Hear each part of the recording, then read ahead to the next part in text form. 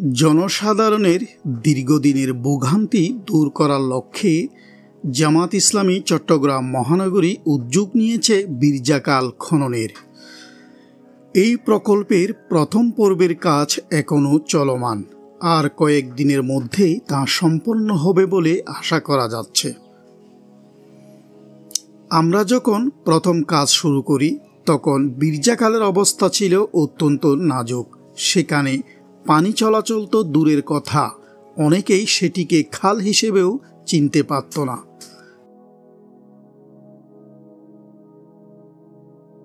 বিগত ২০-২৫ বছরে কেউ এই খাল পরিষ্কারের উদ্যোগ নেয়নি, ফলে খালটি কার্যত অচেনা ও অবহেলিত অবস্থায় পড়েছিল।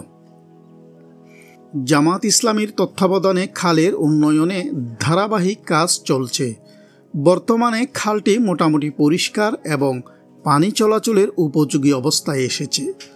প্রথম পর্বের কাজ শেষ হলে সাধারণ মানুষ এর সুফল আরও বেশি ভোগ করতে পারবে।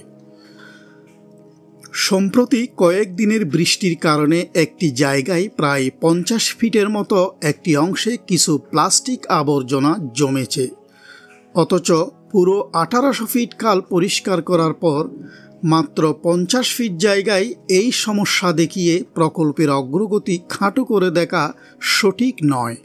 যারা সরজমিনে পরিদর্শন করবেন তারা প্রকৃত চিত্রই প্রত্যক্ষ করতে পারবেন, বুঝতে পারবেন কিছু প্রতিবেদনে বিভ্রান্তিকর তথ্য উপস্থাপন করা হয়েছে।